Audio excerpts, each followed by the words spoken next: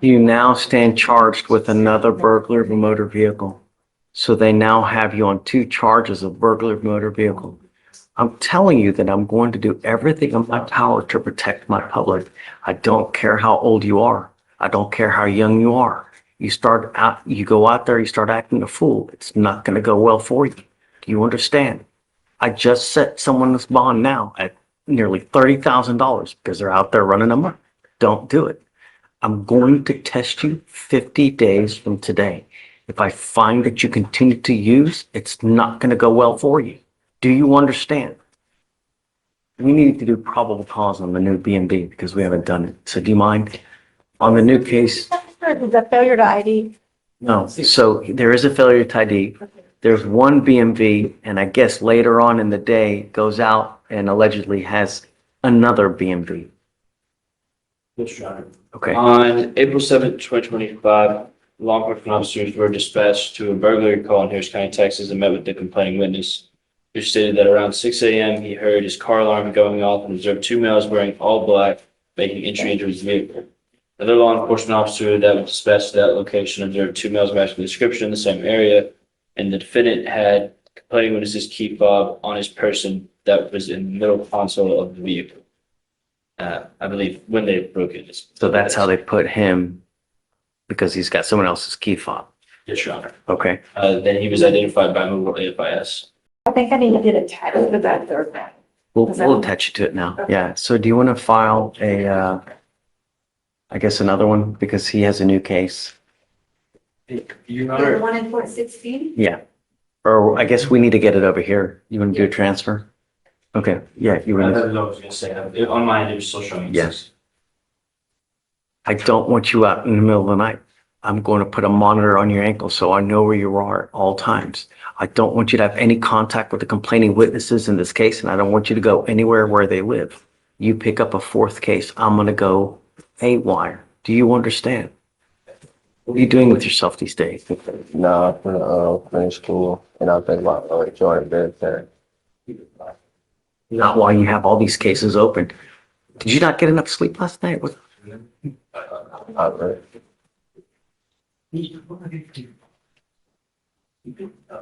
While these cases are open, you must either have a job or get back into school full time. When you have too much time on your hands, you become self-destructive. And the days of you just sitting doing nothing are not going to happen. I'm bringing you back in 2 weeks and I want to see what you have done to get a job. If you have done nothing, it's not going to go well for you. Do you understand? That's not. Do you have an ID? Okay, I want you to start going and applying for as many jobs as you can, or you get back into school. While these cases are open, military is not going to take you. I don't think if that's something that you want to go do, that would be great because that would give you great structure, which you probably really need. I mean, the military would be a fantastic idea for you that would really, could potentially put you on a career path that could just lead you to the clouds, really. What you're doing now, you're charged with 2 counts of burglary. You know what that'll do to your career? Who hires burglars? No. You think you won't even get financial aid with that kind of stuff? Really, it will hose your whole career. So for now, you must either get a full-time job, start looking into going back into school, but you doing nothing, it's not going to happen. Do you understand? All right. So what we'll do is we'll bring him back in 2 weeks. We'll see what he's done. I'm going to test you 50 days. Don't use. And I'm giving you a curfew of 9 p.m. to 6 a.m. Do you understand? That's not. If I find that you're out past curfew, I will revoke all of your bonds. They're going to go high. Okay. Thanks. All right. Take care, Mr. Bullock. Right here's a key detail.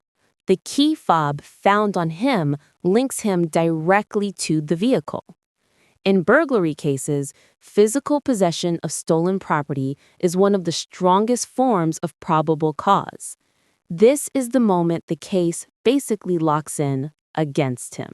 Mr. McQueen, you're charged with indecent assault. You're facing up to a year in jail and or a $4,000 fine. We are going to do probable cause. You have the right to remain silent. Anything you say can and will be used against you. You have the right to have an attorney present. If you cannot afford one will be appointed to you, sir. On April 4th, 2025, in Harris County, Texas, a law enforcement officer was dispatched to a sexual assault call and made contact with the complaining witness, who stated that her and the defendant, her stepfather, were on their way home. The defendant began talking about the CW's boyfriend and then stated he wishes that she was his so he could, and this is quoting directly, Your Honor, Say it. taste her, fuck her, and that her innocence draws him towards her. Once inside the residence, the defendant came up from behind the complaining witness, wrapped his arms around her, and proceeded to kiss and lick the side of the complaining witness's neck. The complaining witness attempted to get away from the defendant, but the defendant restrained her until they fell to the floor, and the complaining witness was able to break free, run to her room, and lock the door. The complaining witness is 19 years old. Mr. McQueen, I'm going to find that there's sufficient probable cause to go forward with your case. I'm ordering you as a condition of your bond not to have any contact with the complaining witness in this case. I'm now issuing what's called a magistrate's order of emergency protection. This is a court order that identifies her as a protected individual. You cannot commit family violence or an assault against this person. Commit an act in furtherance of an offense under section 42.072 of the Texas Penal Code, which is the stalking statute. You cannot threaten, harass, use another person to communicate a threat or harassing behavior. You cannot be in possession of a weapon or go within 200 feet of where she lives or where she works. Do you understand? Yes, sir. If you violate this court order, the state can and probably will file a violation of protective order, and that is the capital murder of misdemeanors. Don't pick up a violation of protective order. Yes, sir. You're ordered not to have any contact and not to be in possession of weapons. Okay. Okay, so now we need to talk about a bond. Guys, what say you? Your Honor, due to the nature of the case and the defendant's criminal history, there's a stable request of the $5,000 bond. You said. What, was that 5,000, Judge? 5,000 is fine, Judge. Okay, I'm gonna set your bond per agreement of the parties at $5,000. Do you have a bonding company here now? We do. Okay, I'll allow you to walk out with your bonding company. Do not pick up any new cases. Do not. He has 2 prior AFMs. One of them against the same complaining witness. Can you please let me know? Yes, Your Honor, if I can just have a moment. Yeah. No, I know. He wants to make sure it's not. I don't know if, I see It's 2 not the- AFMs. not the I'm same just not. I don't believe it is the same person, Your Honor, from what I have. Small baby. In case, Like 10 years ago. it is not some complaining witness, Your Honor. Okay, so we'll set your bond at like I said, at 5,000. Don't pick up any new cases. Don't do anything to violate the conditions of this bond. Otherwise, it's not going to go well for you. Do you understand? Yes, sir. All I want is my community safe, and I'm going to do everything in my power to protect it. So we'll have you now, since reset or no? Are they posting their own bond? Yeah, Then we don't. yeah, we're not going to do a reset at this time because what'll happen is he'll get a 7-day, we can't essentially. So once he goes post bond, you will get a 7-day setting. Just reach out to Victoria, email, and then we can give you a further date so you just don't have to come back in a week. Thank you, Judge. We'll have him sign all his conditions. Now, do not leave until you sign your conditions, and after that, we'll let you go. And then we'll let him go with the bonding company. Thank you. Yeah. Okay. Thanks, guys. All right. Both of you are charged with criminal cases. You're charged with driving while intoxicated. Both of you have breaths over 0.15. That makes it now a Class A misdemeanor. You are facing a year in jail and or a $4,000 fine. Both of you have negotiated plea bargain agreements for essentially slaps on the wrist. After today, each of you will be facing 90 days in jail for any other DWIs that you pick up. And I will tell you now, if you're ever in a car, you get pulled over, first thing officers do is they look at your record. If they see that you have prior DWIs and they go up to your window and they smell alcohol or dope, it's probably not going to go well for either of you. So if I were you, I would never get into a car and drive, even if you've had a sip of alcohol, because you're taking a huge risk, especially if you're not in this country with permission. Do each of you understand? Sí, señor. sí, Yes, sir. A minimum of 90 days in jail from now on. No more slaps on the wrist. Both of you give up a lot of rights by entering into these agreements. You're pleading guilty to these charges. They will go on your record. They will be there forever. You're giving up the right to a trial, right to compel witnesses to testify on your behalf, confront and cross-examine your accusers. If you're not a citizen, there are possible immigration consequences. You can be deported, excluded from the country, denied naturalization under federal law. Both of you give up the right to appeal as well, meaning that once you plead guilty, there's no changing. Do each of you understand? Sí, señor. Yes, sir. Is this what you want to do? Can I say? Sí, señor. Yes, sir. Yes, sir. How do you, each of you plead to the offense of driving while intoxicated? Sí, es culpable, señor. Guilty, sir. Guilty, I sir. want you to understand that everybody makes mistakes. When you continue to make mistakes, when you endanger other people's lives, that's when we really come down hard on you. There is a $4,500 surcharge that would normally apply with these types of cases. I understand that mistakes happen, and I will take it off of you now. But if you make another mistake and you pick up another DWI, a second DWI, it's a surcharge of $6,000. And if you don't pay it, every $100 you owe, you sit 1 day in jail. Not to mention the minimum 90-day sentence that there is. So get a clue. If you want to drink 32 beers, 52 shots of tequila, take an Uber or find another way to get around. Do you understand? Sí, entiendo. Sí, señor. I'm Yes, going to sir. suspend both of your ability to drive for 90 days. Do not drive. Otherwise, you will be back here. Mr. Chirinos, I'm going to sentence you to 6 days in jail. I will give you credit for the 2 days that you have done. Mr. Hernandez, I'm going to sentence you to 3 days in jail. I will give you credit for the 1 day that you have done. Good luck to you, gentlemen. Thank you, guys. Vamos. Okay. Mr. Pullard, you're charged with unlawful carrying of a weapon. You're facing up to a year in jail and or a $4,000 fine. We are going to do probable cause. You have the right to remain silent. Anything you say can or will be used against you. You have the right to have an attorney present. If you cannot afford one, one will be appointed to you, sir. On April 7, 2025, in Harris County, Texas, officers a theft shopper gave a call and an off-duty officer who had detained the defendant and a co-defendant. The off-duty officer was informed by mall security that the co-defendant had stolen merchandise from Zoomies and passed all points of sale and ran out of the store. The co-defendant then ran to a car in the parking lot where the defendant and another individual were located. He blocked in the vehicle and were able to detain the defendant and the co-defendant. Officers found a handgun in the glove compartment of the vehicle. Defendant stated the handgun belonged to him, and the officers observed a strong odor of marijuana. The officer's what? Observed the strong odor of marijuana. Okay. The defendant did state he had weed or marijuana in his pocket. The officers retrieved a bag of a leafy green substance from the defendant's pocket. So he's a passenger though, right? Or was he the driver? I believe he was the driver. Let me make sure that's correct, Your Honor. He was in the driver's seat. That's correct. Mr. Pullard, I'm going to find that there's sufficient probable cause to go forward with the case. Can you run his license, please? Yes, Your Honor. What do you do in life these days, sir? I just finished electrician school out in Port Arthur. I Great. just really moved back to Houston.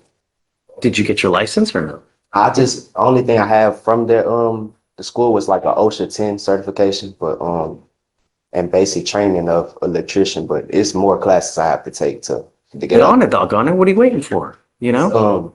It's just a lot. I had a lot of family issues going on with like moving back and forth from Houston and Beaumont.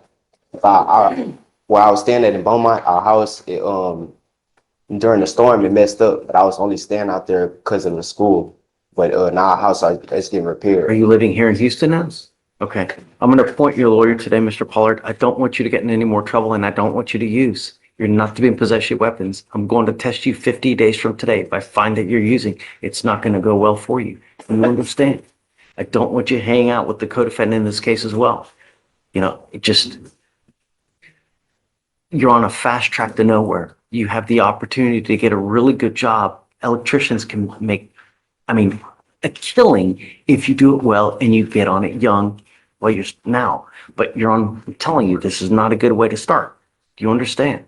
So I'm bringing you back in 2 weeks and I want to see what you have done to further your electrician career. Get back into school, get back into so you can get your license. Do you understand? Your Honor, his driver's license is eligible.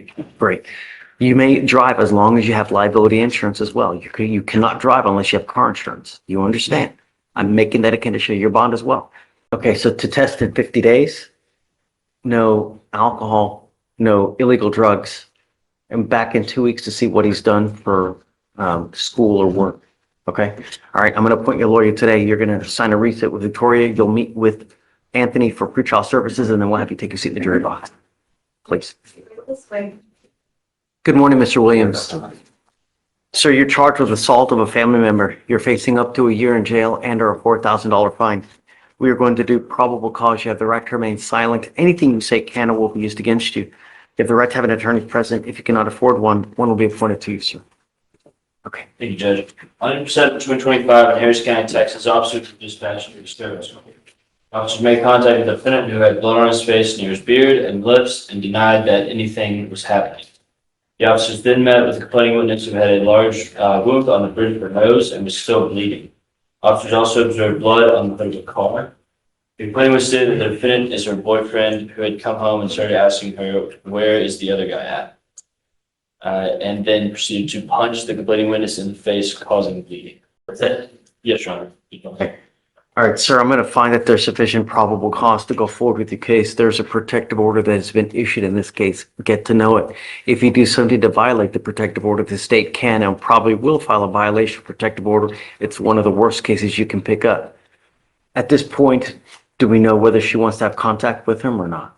You just have one moment, Your Honor. There is a rip call. I don't know if she wants to have contact with you or not. Until we know whether she does, I want to honor her wishes. If she doesn't want to have contact with you, I'm going to order you not to have contact with her. If she does, then we can modify the conditions. I just don't know at this point. Your Honor, may I say, I spoke with her, as a matter of fact, yesterday. She reached out to me because she wanted to do an affidavit of non-prosecution, and she wanted this case to be dismissed, and she did want to have contact. Of course, I advised my client that there's a protective order in place, so regardless of what she wants, unless the judge gives permission, he couldn't. But from my understanding. The state can confirm that, Your Honor. You can confirm? Wants contact. Okay, so I am going to order you at this point not to have any threatening or harassing contact with her. You need to understand that what is threatening or harassing doesn't matter what you think. I don't care what you think. It's what she perceives. So if you go like this to her, that is most certainly threatening, harassing, and it can land you right back in jail. There's a lot of vindictive people in this life, and I don't know what kind of relationship you have with her. But if it's something that you're constantly butting heads, I would be very careful because she calls and makes the slightest, you're the one that's going to end up back in there. Do you understand? All right. So what we'll have you do? That's a different picture. I have a different. Oh, this is not that. Okay. So I'll modify the bond condition. What I'm going to do is I'm going to take off the residential restriction. However, everything in this order still applies and the stuff that you shouldn't do anyways. So make sure you read it and know what it is. You have a lawyer. Because you have a lawyer, I will waive your appearance, but it is your responsibility to stay in touch with her. If she tells you that she can't get a hold of you because you're playing games, you pick up a new case or you become a danger to my community, it's not going to go well for you. Do you understand? Good. I hope so. All right. So we'll have you sign a reset. Don't leave until you sign our bond conditions, and after that, you'll be free to go. Thank you. Yes, ma'am. Judge Fleischer isn't playing today. Notice how she warns him about bond increases? That's basically a legal wake-up call. Question for you all. Do you think setting high bonds actually deters repeat offenses, or does it just punish after the fact? Drop your thoughts below. Pointed to Mr. Mendoza on your in-custody docket. He has 2 cases of assault, family violence that was a prior bond forfeiture, and a failure to ID. I was appointed this morning on those cases, and we have filed bail orders. Okay. On the older, we're requesting PR bonds, sir. On the old assault, family violence, he did let me know, he was in communication with his attorney, and his appearances were being waived over in ERD court. I do show a reset from July 1st, saying he doesn't need to appear, and setting it for July 3rd, where he does need to appear, and his signatures are not on it, and he said he did not know. But He picked up a felony violation of a bond condition. that's correct, Your Honor. That was filed as a to-be warrant. So Gonzalez. I don't know anything about the cases and I haven't spoken to him in a very long time. Does he speak English? he does, yes, sir. Great. I'm gonna have them, is he bringing him up?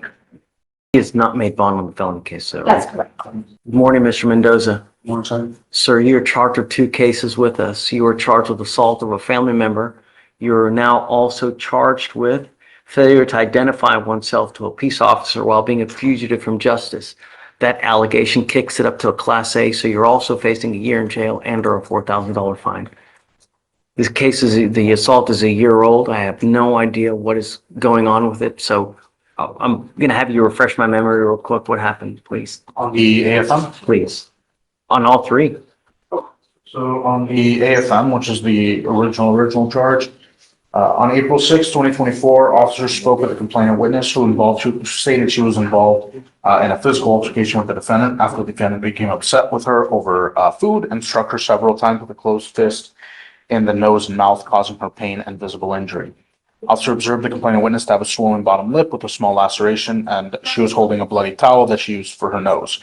Defendant was identified by his Texas driver's license, and the defendant and the complainant witness have been in a dating relationship for 8 years. So that's the oldest AFM. Do you want me to do the felony? Yeah. Okay. What? So on the felony, on June 4th, 2024, officer responded to a disturbance call and spoke with the complaining witness. Complaining witness stated the husband threw her on the wall after she called his mom to complain of his behavior. Complaining witness said she had a protective. Shh. I didn't hear any of it. Officer, on June 4th, 2024, officer responded to a disturbance call and spoke with the complaining witness. Complaining witness stated that her husband threw her against the wall after she called his mom to complain of his behavior. And then she stated that she had a protective order against the defendant. And then the failed to ID. On April 11th, 2025, officer dispatched to an unknown disturbance call for service. Officers arrived on scene, knocked on the door. Officers observed a male come to the door, but quickly move out of the way, not wanting to answer the door. Officers observed the defendant walking out of the door, stating that he was only having a verbal argument with his wife. So now a new fight and that's what brings the cops to the house? I believe so. Officer spoke to the female on scene. Officer stated the female was not answering questions due to not wanting to get the defendant in trouble. Officer observed the name and date of birth the defendant provided to officers for not coming through a TCIC search.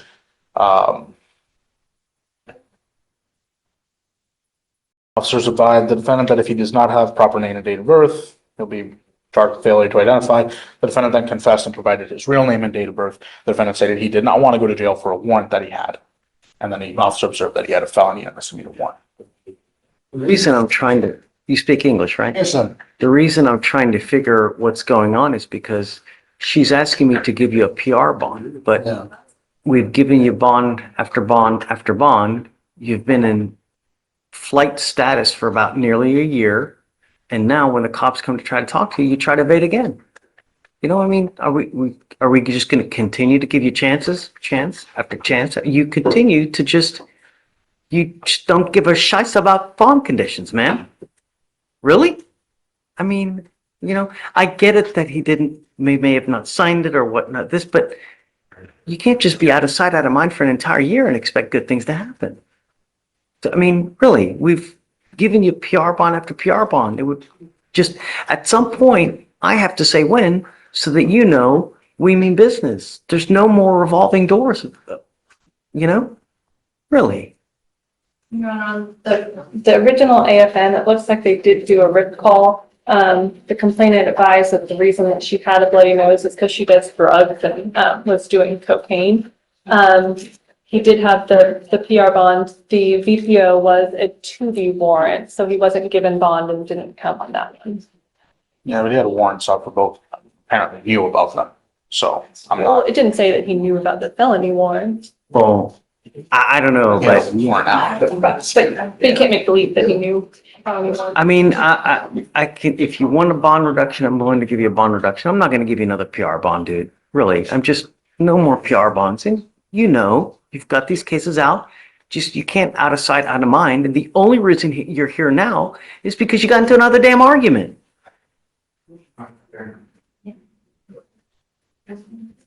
So, Mr. Mendoza, I am now issuing another protective order on this case.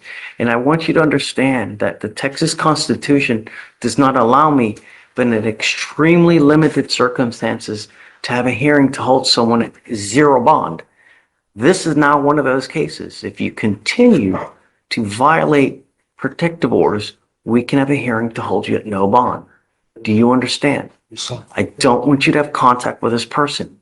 No means no. Doesn't mean, please, baby, get me out of jail. Every phone call is recorded. Take note when you're making phone calls. Every phone call is recorded.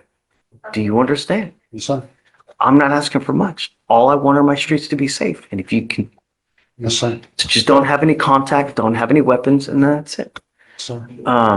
If you want a bond reduction, I'm happy to give it to you, but I'm not going to just continue to give homeboy PR bond after PR bond after PR bond. Just not, you know.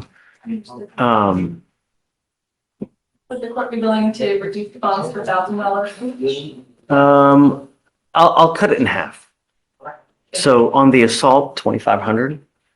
I'm going to leave the failure to ID as is. But I'm telling you now, I don't know if you're going to get out, but if you do, there is a residential restriction. You cannot go within 200 feet of where she lives or where she works. Do you understand? Yes, sir. No alcohol, no illegal drugs. You will be randomly tested. No contact and no weapons. Do you mind? All I need you to do is file the MOA because we'll have him, pre-trial is going to, make sure that you're in compliance. All right, Mr. Mendoza. So what we'll do is the felony case is set for June. So what we'll do is, I don't like to set the people for more than 30 days, so you just don't get forgotten about. We can set you for 30 days, come back, and then, go from there. Okay? All right. Yes, ma'am. Thanks. Are you doing a plea? No, this is an arraignment, but I also have a plea. Santimanes? Is an arraignment. 109 days old. Yes, apparently, we just got hard on this case. Apparently, he supposed to come to his first setting. But he tells me he couldn't get a ride, so he didn't come. So here we are. He posted a new bond. So it's as though we're starting over. So I just need to look at the discovery and then we'll go from there, Judge. It's a .076 expired. Mr. Santimanes, you are charged with driving while intoxicated. You are facing up to 6 months in jail and or a $2,000 fine. We are going to do probable cause. You have the right to remain silent. Anything you say can or will be used against you. You have the right to have an attorney present. If you cannot afford one will be appointed to you. Judge, on December 27, 2024, a law enforcement officer was dispatched to Clear Street and Allenville Road to back up an officer on a traffic stop. Law enforcement officer had stopped the defendant's motor vehicle for expired registration and loud noise and vibration. The law enforcement officer made contact with the defendant, the driver, and the law enforcement officer observed the defendant spraying cologne over his body several times. He also observed the odor of an alcoholic beverage, red watery eyes, slurred speech, and the defendant stated that he was drinking alcohol at an unspecified time with some friends at a trailer park. The defendant's girlfriend requested they meet, which is why he was driving. The defendant consumed 3 bottles of 12-ounce Modelo beer approximately an hour prior to the law enforcement officer contact. Steroid spray tests were administered, and the officer observed 4 to 6 on the HGN, 4 to 8 on the walking turn, 4 to 4 on one leg stand. And while administering the HGN, the defendant had a distinct side-to-side sway. You say side-to-side sway? Correct, Your Honor. Okay. During the walking turn, the defendant used his arms for balance for the entire test and hopped to maintain balance for approximately 10 seconds. The defendant consented to a breath test and to .076 and .073. Okay, Mr. Santibanez, I'm going to find that there's sufficient probable cause to go forward with your case. Any prior to DBIs? Does he have a license? He does not, Your Honor. No prior to DWIs and his license is still. Okay, as long as you have a valid Texas driver license and liability insurance in your name, you may continue to drive. I am ordering you not to consume alcohol, illegal drugs, unprescribed controlled medication. I'm going to randomly test you. If I find that you're using alcohol or illegal drugs, it will not go well for you. I will put you in jail. I don't know what your immigration status is, but if you're not in this country with permission and you go to jail and immigration finds you, they can put an immigration detainer on you and you will be stuck like Chuck in there until this case is over with and then you get shipped off to immigration. Do you understand? Yes. So your case is now 109 days old. We don't set cases very long after for trial, so get ready. Do you understand? This 9 p.m. curfew is huge. It's the court's way of testing whether he can follow structure. Judge Fleischer gives chances, but she always verifies later. Do you think he'll stay out of trouble before his next court date? Comment yes or no. I want to see what the court file community thinks. That breakouts on your docket again. We worked out a 4-year deferred upstairs, and he's applying for interstate compact. They pushed us to Monday to get the supporting documentation. Judge, I talked to Mr. Jurisic by email yesterday, and he's made a time served offer on the DWI here. I wanted to see if that's something the court's willing to accept, but that time It's a served. first, right? It is a first. I'm okay with that. That offer is dependent on him entering the plea on the deferred. So if we'll push to Monday, he's got a plea on the deferred to get he hasn't pled on the deferred because we pushed to Monday till he can apply for interstate compact. Because he's a California resident. Come up, Mr. Greathouse. Is that okay? Okay, just check. Probably around the 180 mark, I think it was. Of course. I don't have a problem with it. Yeah. You have to be very, very careful. You know, here in our court, we do the fugitive cases.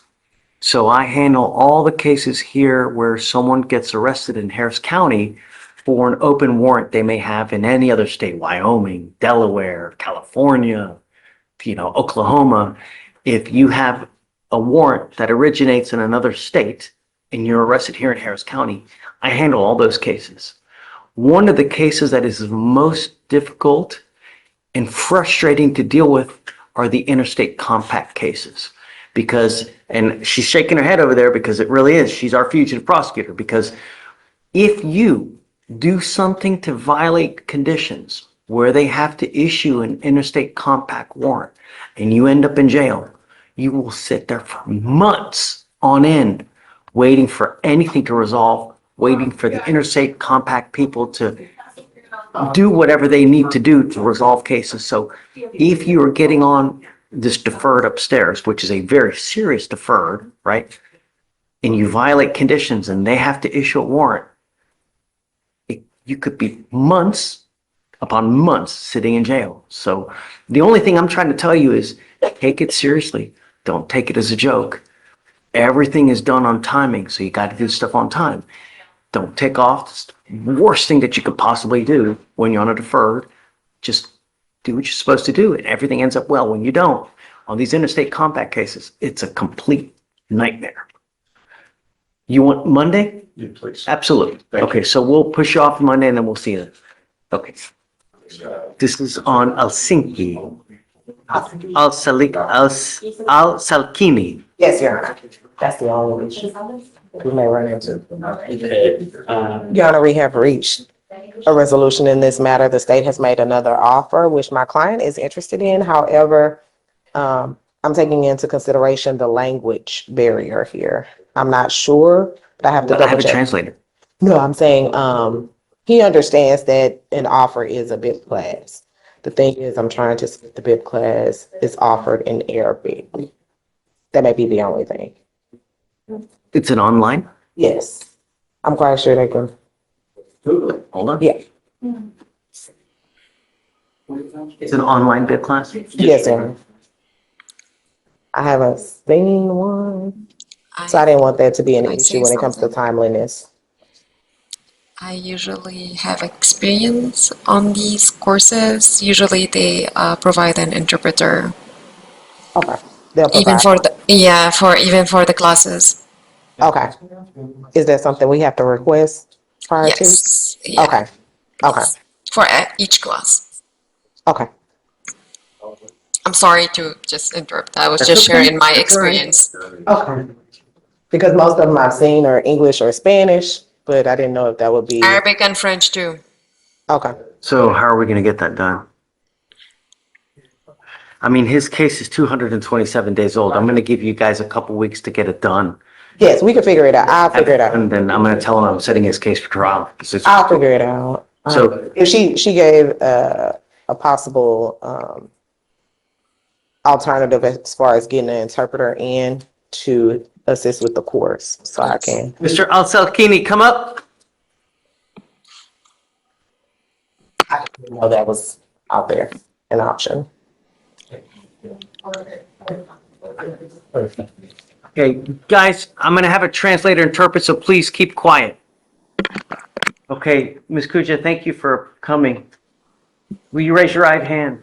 Do you solemnly swear to interpret word for word what transpires here? I swear. Okay, thank you. Mr. Al-Salkini, you were charged with assault of a family member. مرحبا أستاذ السكين. أنت هنا اليوم بتهمة الاعتداء على أحد أفراد الأسرة. Your case is old at 227 days. ملفك قديم، هو 267 يوم.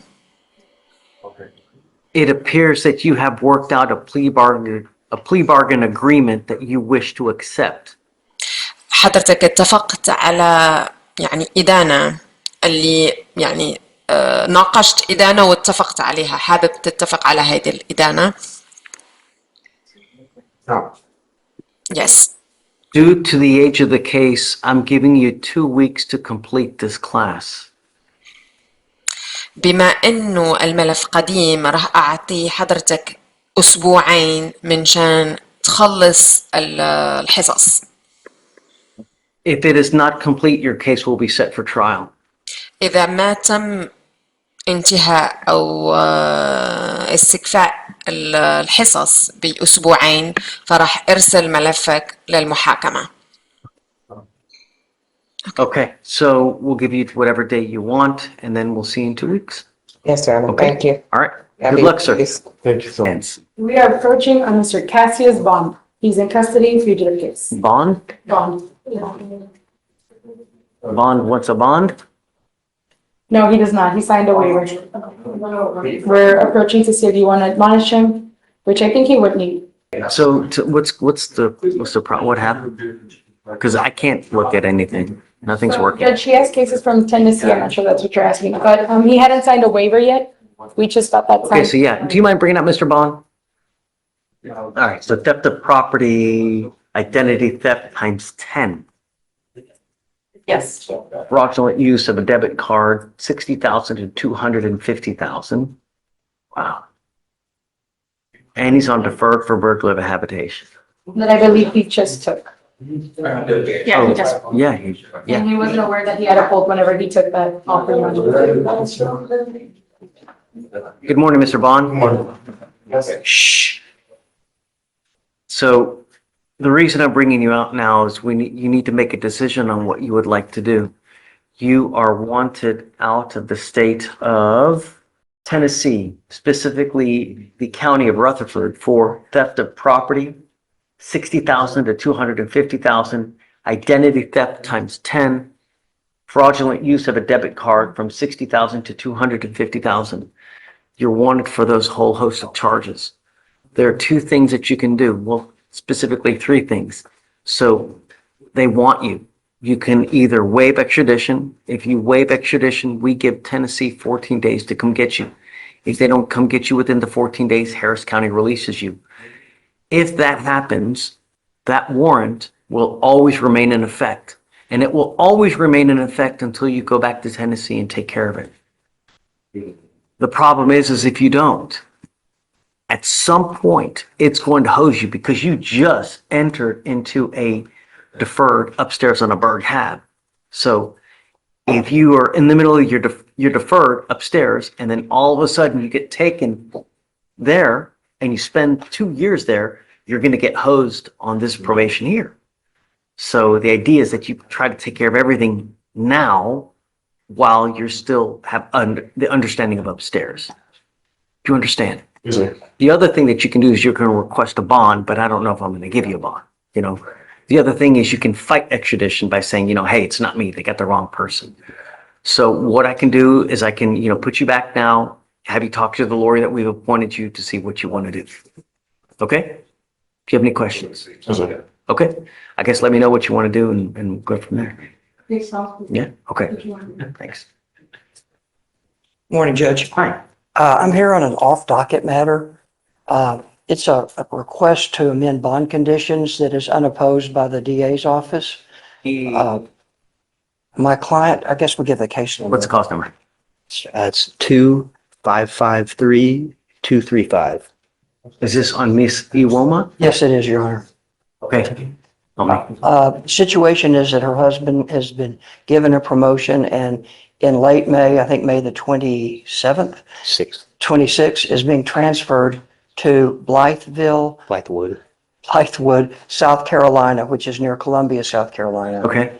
And she would request that she be allowed to go to South Carolina with her husband and appear either virtually at court appearances or be allowed to fly back to Houston for court appearances. I don't think that there are any travel restrictions now, but it's a DWI second. So she must still comply with the conditions that she has as far as whether she has an interlock, whether she has a scram, whatever the conditions are. I'm okay with her going. I don't care where she goes, as long as she's in compliance with the bond conditions and she doesn't pick up any new cases. That's my only concern. That's fine. Did you get the cause number, Anthony? Do we want to make adjustments to the random drug test requirement? No, I don't want to do anything special. I mean, she's got to remain in compliance. So the problem is that she may get called upon to do drug or alcohol or drug testing. If she does, she's going to have to go to a Quest diagnostic wherever she is. She could get that done there.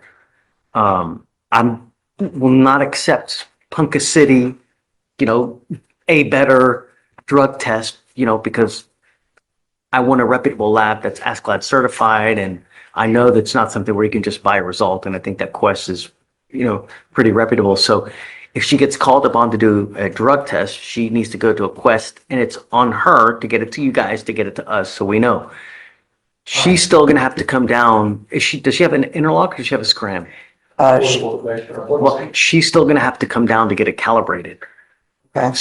So that's on her to come down to get it calibrated. And I don't know how often. She probably does that like once a month, I would imagine. So she's still going to have to get that done. That's not something that you can do remotely. So as long as she's in compliance, I'm okay where she goes there. It's in the calibration period to make it every 2 months.